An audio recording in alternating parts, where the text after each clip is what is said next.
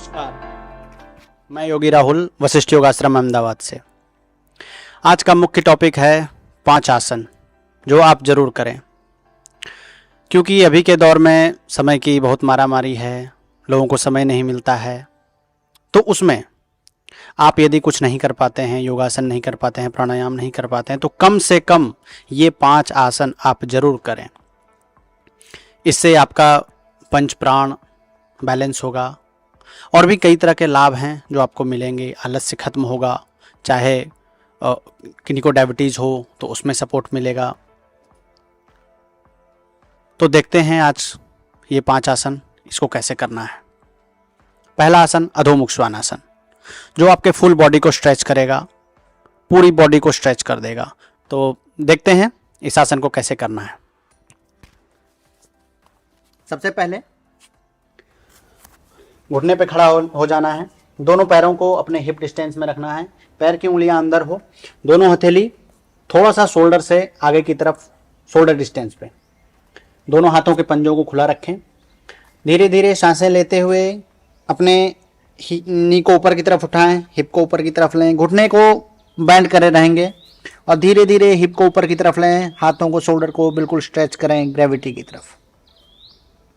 यदि किन्हीं को बैक पेन हो या नी पेन हो तो वो इसी तरह से करें और फिर धीरे धीरे यदि कंफर्ट हो तो आप अपने नी को सीधा कर सकते हैं, हील को मैट में लगाएं या हील को इस तरह से रख सकते हैं। जितना कंफर्ट हो आपको ये आसन करें, फिर धीरे धीरे आराम से वापस। ये चीज़ ख्याल रखना है कि आपको जितना कंफर्ट हो उतना ही करें, जोर ना लगाएं, प्रेशर ना लगाएं, इससे आपको थकान होगी।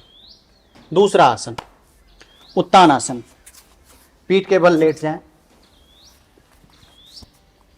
दोनों हथेली हिप के नीचे, इस तरह से पैरों को मोड़ लें, दोनों हथेली को इस तरह से लॉक कर लें ताकि बैक में आपको सपोर्ट मिले।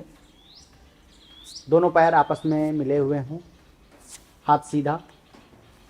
सांसें लेते हुए धीरे धीरे पैरों को कम से कम 30 डिग्री के आसपास उठाए रहें, टोज बाहर की तरफ या अंदर, जैसा कंफर्ट हो वैसा।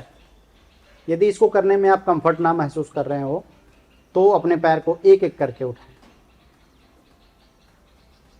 जितना कंफर्ट हो, फिर वापस, फिर दूसरे पैर को उठाएं, फिर वापस, रिलैक्स। ये आपके मणिपुर चक्र को जागृत करेगा, कोर स्ट्रेंथ लाएगा।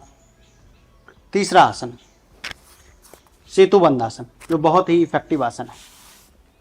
ये आसन आपके इस ग्लैंड को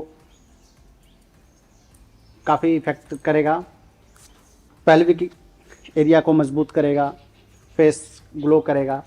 तो देखें इसको कैसे करना है।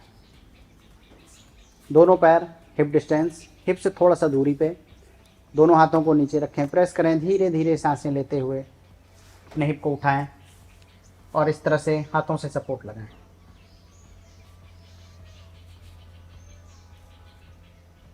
यदि आप ज़्यादा देर तक रहना चाहते हैं तो ब्लॉक या कोई तकिया, इस चीज़ का सपोर्ट लेके आप आराम से इसमें स्टे कर सकते हैं।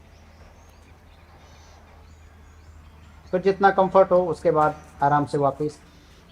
इस आसन का काउंटर है अपान आसन, दोनों पैरों को मोड़ के आराम से चेस्ट की तरफ, रिलैक्स।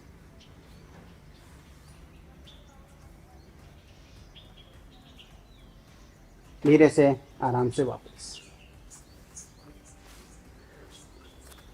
तीसरा आसन है पश्चिमोत्तान आसन, जो आपको डायबिटीज़ हो उसमें भी सपोर्ट करेगा, किडनी की किसी तरह की समस्या हो या समान वायु हो, प्राण हो, अपान हो, सबको एक्टिव करेगा। देखते हैं, दोनों पैर आपस में मिले हुए हों, पैर की उंगलियां अपनी तरफ, दोनों हथेली सामान्य पोजीशन में। सांसें लेते हुए धीरे धीरे हथेली ऊपर, सांसें छोड़ते हुए अपने नाभि को इंगेज करें, स्पाइन सीधी, धीरे धीरे आराम से अपने बड़े वाले टोज को लॉक करें, दोनों हथेली साइड में, और धीरे से आगे की तरफ लें। यदि जिनको कंफर्ट ना हो वो अपने घुटने को मोड़ लें इस तरह से, ताकि आपका पेट आपके थाई से टच हो और इंटरनल मसाज हो। आराम से यहाँ पे रुकें, जितना कंफर्ट हो उतना देर रुकें, फिर धीरे धीरे पैरों को सीधा करना हो कर सकते हैं। वापस। पांचवा लास्ट आसन जो बहुत ही ज़्यादा इफेक्टिव है, विपरीत करनी। देखते हैं उसको कैसे करते हैं। सबसे पहले आप अपने मैट को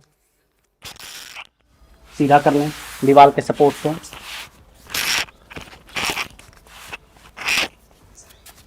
अपने थाई को इस तरह से दीवार में चिपका दें। अपर बॉडी को इस तरह से लेटा दें। धीरे धीरे दोनों पैरों को सीधा करें। दोनों पैरों की उंगलियां अपनी तरफ, बिल्कुल नी को एंगेज रखें, थाई को एंगेज रखें, पैर की उंगलियां अपनी तरफ, दोनों हथेली साइड में। और धीरे धीरे लंबी गहरी सांसें लें। सांसें लें, पेट फुलाएं, सांसें छोड़ें पेट अंदर की तरफ। वशिष्ठ प्राणायाम आप इसमें कर सकते हैं।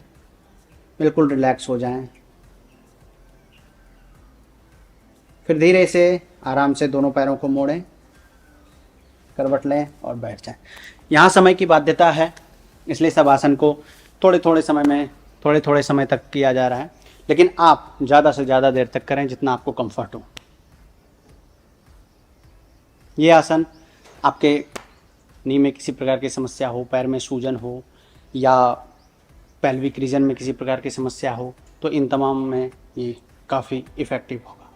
तो आज के लिए इतना ही। नमस्कार।